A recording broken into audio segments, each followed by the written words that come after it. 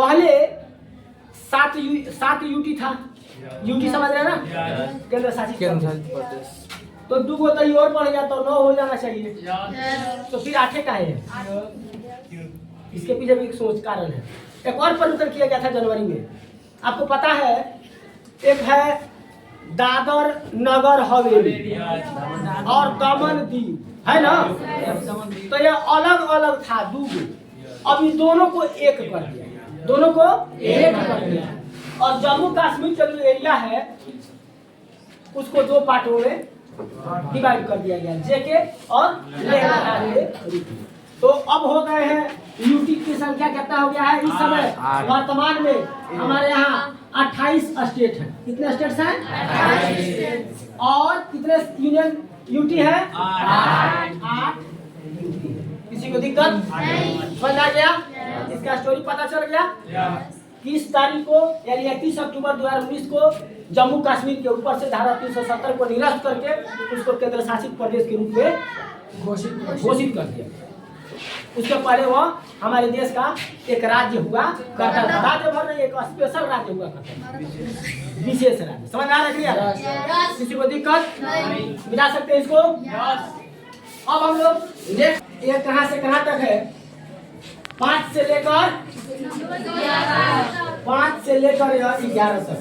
5 से लेके 11 तक। इसमें क्या है? इसमें चर्चा किया गया है नागरिकता। इसके बारे में चर्चा किया था। कोई भी बच्चा जो भारत देश में पैदा हो गया, कोई भी बच्चा जो भारत देश में पैदा हो गया वह भारत का नागरिक हो गया। इसका नागरिकता इसी भाग 2 के अनुच्छेद 5 से लेकर 11 तक के अनुच्छेदों में अंकित है। आपको पता है जब हमारा संविधान बोल रहा था तो 46 से लेकर 50 तक बना। तो 46 से लेकर के 50 के बीच में 1946 से लेकर 1950 के बीच में बहुत सारा घटनाक्रम भारत में घटा है, जिसमें पहला था भारत पाकिस्तान का बंटवारा। भारत पाकिस्तान के बंटवारा के समय 2 संविधान या कानून बनाना एक बहुत थोड़ा सा टफ था। टफ किस हिसाब से बोलेंगे कि उस समय जो पाकिस्तान में रह रहे हिंदू को इंडिया भेजा जा रहा था, या अपने खुशी से वो इंडिया आ रहे थे। इंडिया में रह रहे मुसलमान अपने स्वेच्छा से पाकिस्तान जा रहे थे। तो उस समय कानून बनाना बहुत डिफिकल्ट था। तो उन बातों को भी इसमें अंकित किया गया है। यदि कोई स्वेच्छा से आ रहा है तो उसे भी नागरिकता देनी है, और जो स्वेच्छा से एक बार चला गया उसकी नागरिकता को क्या करना है? खत्म करनी है। तो बहुत सारी चीज अगर कोई भी भारत का बच्चा या कोई भी भारत का व्यक्ति जो भारत देश में पैदा लेता है उसका एक जन्मसिद्ध अधिकार प्राप्त किया जाता है, उसका मूल अधिकार दिया जाता है उसको नागरिक होने का। वो भारत का एक नागरिक है, इसका उसको राइट मिलता है। सर जब बच्चा पैदा हुआ भारत में ना और चला गया विदेश तभी वो नागरिकता नहीं? हाँ बिल्कुल है, बिल्कुल है। इसके 2-3 मानक है। 2-3 मानक ये है कि मानक को पहचान करने के लिए देखिए क्या होता है। किसी व्यक्ति को अब अपनी नागरिकता को साबित करने के लिए एक प्रमाण देना होता है कि बहुत सारा कंडीशन है कि उसके पिता इंडियन हो, उसके माता पिता दोनों इंडियन हो, पहला चीज। दूसरा चीज उसके पिता इंडियन हो। तीसरा चीज मान लें उसका पिता इंडियन न हो, उसकी माँ इंडियन है, फिर भी एक कंडीशन रखता है। तो बहुत सारा, या उसके दादा दादी इंडियन थे। अगर हम वंश की बात करें तब तो बताता है कम से कम 3 पुश्त आपका यहाँ रहेगा। जैसे हाल ही में जो ये हो रहा था इलेक्शन के टाइम में सर्वे का काम चल रहा था, देख रहे थे ना। तो उसमें बहुत सारा डेटा लिया जा रहा था। लिया जा रहा था ना कि आपके माता पिता कहाँ के थे, इंडिया के थे कि इंडिया से बाहर के थे, बिहार के थे कि बिहार से बाहर के थे, इस ब्लॉक के थे कि इस ब्लॉक से बाहर के थे। आपके दादा का अगर कहाँ के थे उसका एक प्रमाण पत्र जारी, या उसका एक मतलब कोई भी पहचान आपको बनाना, सबूत के तौर पर बताना था। दादाजी का एक प्रूफ, दादाजी का प्रूफ क्या था उस समय? उसमें आधार कार्ड चलता था, तो पहचान पत्र था तो दे दीजिए। दादा के बेरा तो पहचान पत्र नहीं होगा, तो जमीन का दस्तावेज होगा, जमीन का दस्तावेज तो होगा, तो जमीन का दस्तावेज का एक प्रूफ दे दीजिए। तो इन सभी बातों को लेकर के हाल ही में चल रहा था। तो 2 के तहत आता है 5 से 11 अनुच्छेद के तहत किसकी चर्चा की जाती है? अभी तक जो हमने चर्चा किया भाग 1 अनुच्छेद 1 से लेकर 4 किस बातों का चर्चा किया गया है? 2 के तहत 5 से 11 अनुच्छेद आते हैं, इसमें किसी की चर्चा किया जाता है। और भाग 3 आता है 12 से लेकर 35 तक, 12 से लेकर 35 तक। इसमें था मौलिक अधिकार का मतलब होता है बाबू fundamental rights, fundamental rights FR fundamental rights समझते हैं ना? आप जन्म लिए हैं भारत में, भारत के नागरिक हैं, जन्म लिए हैं इंडिया में, तो आप इंडिया के क्या है? नागरिक हैं, नागरिक हुए। और जब आप भारत के नागरिक हुए तो आपको एक विशेष अधिकार प्राप्त किया जाएगा, और इस विशेष अधिकार को हम मौलिक अधिकार, मूल अधिकार या फंडामेंटल है, कोई कोई इसे मूल अधिकार भी बोलते हैं। पहले मूल अधिकार 7 हुआ करता था, कितना हुआ करता था? इसके पीछे एक थोड़ा सा स्टोरी है। पहले मूल अधिकार कितना हुआ करता था? जब संविधान निर्माण किया गया उस समय मूल अधिकार को 7 दिया गया, एक वो घटाया गया संपत्ति का अधिकार। क्या हटाया गया? संपत्ति का अधिकार। तो संपत्ति का अधिकार 3 नंबर में जो भाग 3 के अनुच्छेद 12 से 35 के अंतर्गत आता था, इस संपत्ति के अधिकार को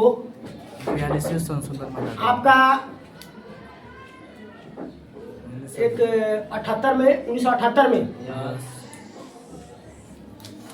PM साहब थे, हम उनका नाम भूल रहे हैं, कौन थे, क्या किया गया? हटा दिया गया, हटा दिया गया, तो बिल्कुल हटा नहीं दिया गया। भाग 3 से हटाकर उसको सीधे भाग 12 में डाल दिया, भाग 12 और सीधे 300 ए में डाल दिया, 300 में डाल दिया गया। जाइए संपत्ति का अधिकार वही रही। पहले संपत्ति का अधिकार मौलिक अधिकार था, आज के दिन में संपत्ति का अधिकार 1978 के बाद से मौलिक नहीं है, अब ये आपका केवल कानूनी अधिकार है।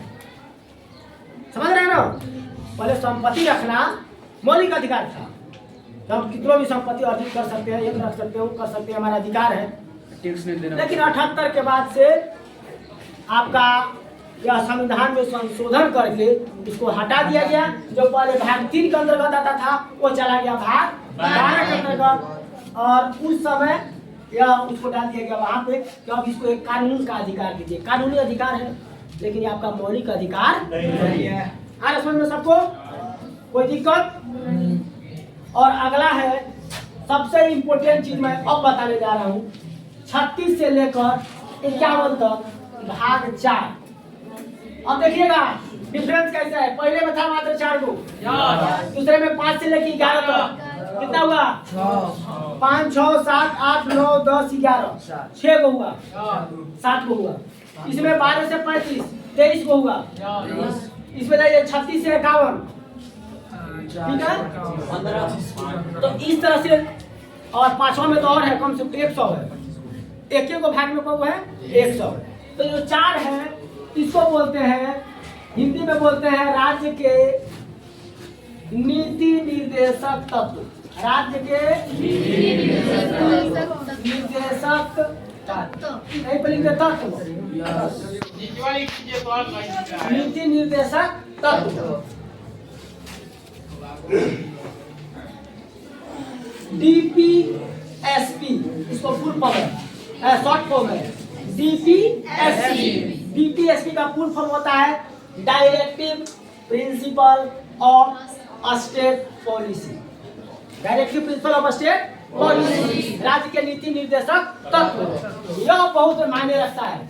संविधान ने जो चीज दिया वो 36 से 51, हालांकि इम्पोर्टेंट तो सब है लेकिन इसका इम्पोर्टेंस कुछ ज्यादा है, क्योंकि भारत देश में जितने भी राज्य हैं सब राज्य इसी DPSP के अंतर्गत, इसी DPSP के दिशा निर्देश पर नियमानुसार चलाया जाता है। ये इनको पहले ही इसमें क्या क्या है, इसमें गांधी जी के विचार हैं, आपका इसमें डॉक्टर भीमराव अम्बेडकर के विचार हैं, पंडित जवाहरलाल नेहरू के विचार हैं। जो वो सोचते थे, जिस तरह का देश बनाना चाहते थे, उस तरह का विचार, जिस तरह का एक अच्छा राज्य कि हर राज्य में एक पंचायत हो, समझ रहे हैं, हर पंचायत में ये सुविधा हो, हर जगह नगर निगम हो, बहुत सारा चीज है। इसके बारे में एक राज्य के विकास के लिए क्या क्या चीज जरूरी है, इसमें डिपेंड करता है। तो कभी भी आपसे पूछा जा सकता है कि राज्य के नीति निर्देशक के लिए कौन सा अनुच्छेद है, तो 36 से लेकर 51 और इस भाग में आता है तो भाग 4। समझ आ रहा है ना? किसी को दिक्कत हो रहा है क्या? नहीं। तो लास्ट है, बता रहे हैं आज के क्लास का अंतिम टॉपिक होगा और ये बहुत बड़ा टॉपिक होगा। 5 में आता है 52 से लेकर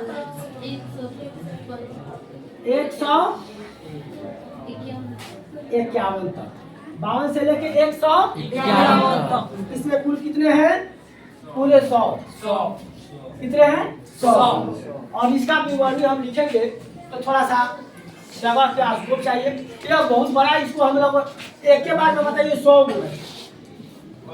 तो निश्चित है कि देश के जो बड़े बड़े लोग होते हैं, जो बड़े बड़े पद हैं, जो बड़े बड़े व्यक्ति हैं, उनके बारे में इसमें चर्चा की है और बहुत ही इम्पोर्टेंट चर्चा इसमें किया गया है एक देश के लिए।